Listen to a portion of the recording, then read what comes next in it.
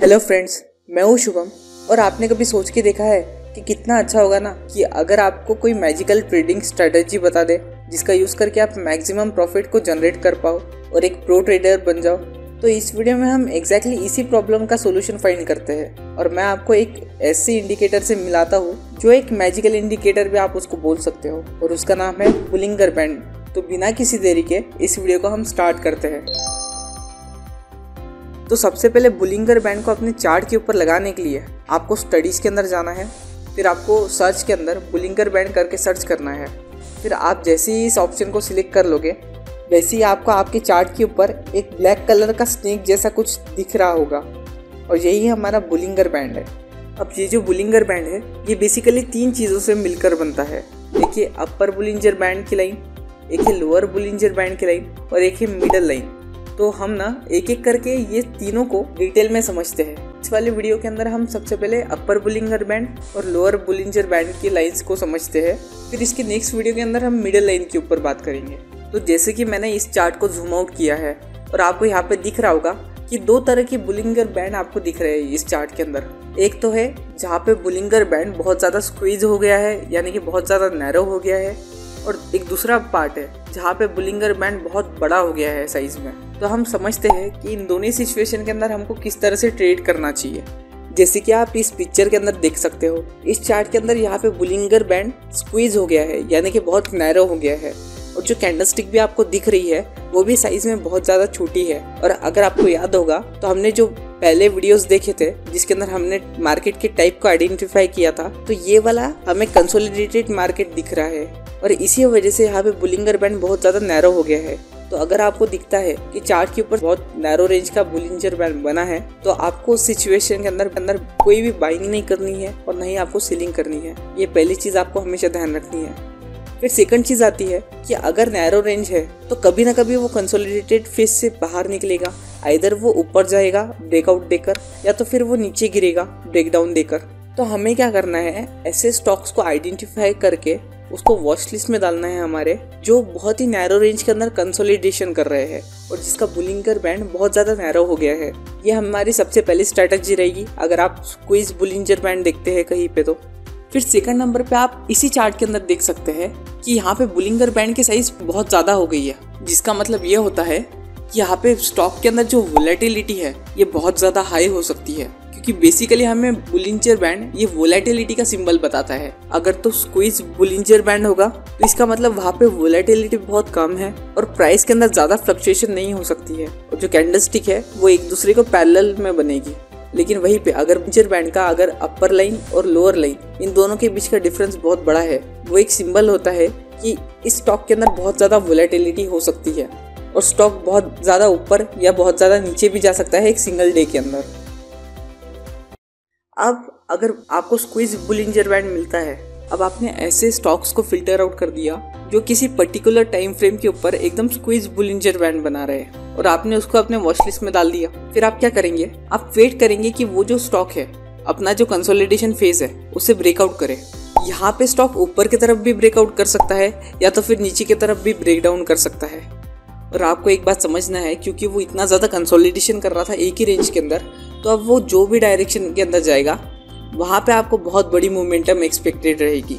तो यहाँ पे आपको क्या करना है, जैसे ही इस रेंज के बाहर जाता है वैसे आप यहाँ पे बाइंग या सेलिंग कर सकते हैं। अब इस चीज़ को कंफर्म करने के लिए एक ट्रिक मैं आपको बताता हूँ जिससे आपको पता चलेगा कि क्या स्टॉक ने यहाँ पे फॉल्स ब्रेकआउट दिया है या तो जो ब्रेकआउट या ब्रेकडाउन हुआ है ये एकदम ट्रू है। तो आपको क्या नोट करना है, अगर स्क्वीज बुलिंगर बैंड के अंदर कंटिन्यूअसली 3 कैंडलस्टिक अगर अपर बुलिंगर बैंड से या फिर लोअर बुलिंगर बैंड से टच होकर बन रही है तो इसका मतलब है जो 4th नंबर की कैंडलस्टिक आने वाली है आपको उसके अंदर बाइंग कर लेनी है। अगर तो अपर बुलिंगर बैंड को कंटिन्यूअसली 3 कैंडलस्टिक टच कर बन रही है तो आपको 4थे नंबर की कैंडलस्टिक के अंदर बाइंग की पोजीशन ले लेनी है, जहाँ पे आपका जो स्टॉप लॉस होगा वो आपका जस्ट जो फर्स्ट कैंडलस्टिक है जिसने टच किया है बुलिंगर बैंड को उसका लोअर पॉइंट होगा और आपका जो टारगेट होगा ये आपका नेक्स्ट रेजिस्टेंस होगा। लेकिन अगर स्क्वीज बुलिंजर बैंड के अंदर जो कैंडलस्टिक बन रही है वो लोअर बुलिंगर बैंड को अगर टच करके बन रही है, यानी कि 3 कॉन्जिक्यूटिव कैंडलस्टिक बनती है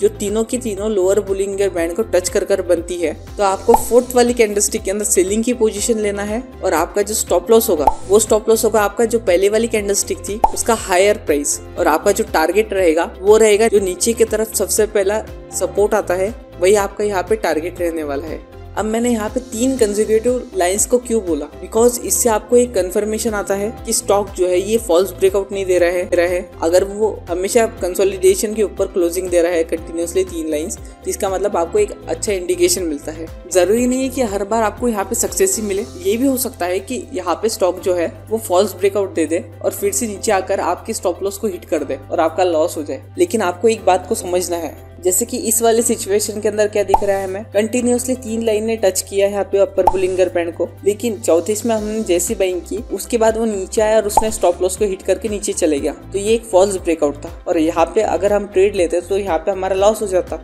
आपको कोई भी इंडिकेटर या ट्रिक ऐसे नहीं मिलेंगे जहाँ पे आपको 100% एक्यूरेसी मिलेगी, लेकिन अगर आपकी एक्यूरेसी 70 से 80% भी है तो भी आप बहुत बड़ा प्रॉफिट निकाल सकते हैं। फॉर एग्जांपल, जैसे कि हमारा जो स्टॉप लॉस है वो बहुत कम है, लेकिन जो टारगेट रहेगा इस सिचुएशन के अंदर वो बहुत ज्यादा होता है। जैसे कि आप इस वाले एग्जाम्पल के अंदर देख सकते हैं, स्टॉक के अंदर पहली कैंडलस्टिक बनी, दूसरी कैंडलस्टिक बनी, तीसरी ने भी यहाँ पे अपर बुलिंगर बैंड को टच किया, तो आप देखें 4th नंबर के अंदर हमने यहाँ पे एंट्री कर ली स्टॉक के अंदर, और हमारा जो स्टॉप लॉस है ये हमने एकदम बेस प्राइस के अंदर यहाँ पे सेट कर दिया। और जो हमारा टारगेट होने वाला है वो होने वाला है नेक्स्ट रेजिस्टेंस जो इस स्टॉक का है, जैसे कि आप इस चार्ट के ऊपर देख सकते हैं, मैंने ड्रॉ कर दिया है।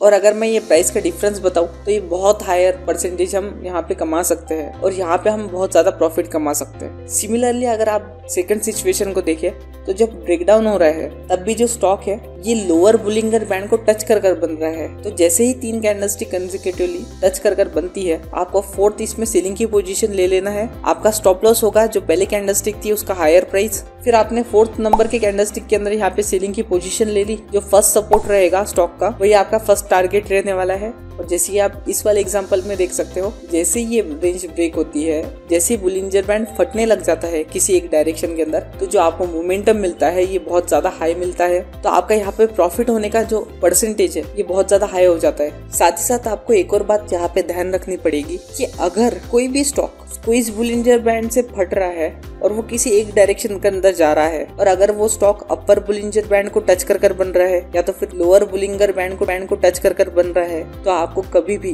वो जो ट्रेंड बना रहा है उसके अपोजिट डायरेक्शन के अंदर पोजीशन नहीं लेनी है। यानी कि अगर स्टॉक यहाँ पे कंटिन्यूसली अपर बुलिंगर बैंड को टच कर बन रहा है और फिर भले ही उसका RSI 85 का हो जाए या 90 का हो जाए, आपको तुरंत ही उसके अंदर सेलिंग की पोजीशन नहीं लेनी है, बिकॉज हमें नहीं पता कि स्टॉक कितना ऊपर जा सकता है जब वो बुलिंगर बैंड को टच कर बनता है। तो सिमिलरली अगर स्टॉक नीचे गिर रहा है तो कभी भी आपको बाइंग की पोजीशन नहीं बनानी है, क्योंकि हमें नहीं पता कि स्टॉक कितना और नीचे गिर सकता है। यहाँ पे चाहे आपका RSI यहाँ पे 15 का लेवल बता दे, 18 का लेवल बता दे, लेकिन फिर भी आपको ये रिस्क नहीं लेना है, नहीं तो आपका बड़ा लॉस हो सकता है। तो हमेशा आपको ट्रेंड के साथ ही ट्रेड करना है। और आई होप कि इस वीडियो में मैंने आपसे जो भी बातें की है वो आपको जरूर ध्यान में आई होगी। अभी तो हमने इस वीडियो में बहुत ही बेसिक समझा है बुलिंगर बैंड को, हम इसके आने वाले पार्ट्स वाले वीडियोस में बुलिंगर बैंड को और डिटेलिंग में जाएंगे और एडवांस लेवल के ऊपर स्ट्रेटेजी समझेंगे। तो अभी तक अगर आपने हमारे चैनल को सब्सक्राइब नहीं किया है तो अभी जाकर हमारे चैनल को सब्सक्राइब कर लीजिए, ताकि आपको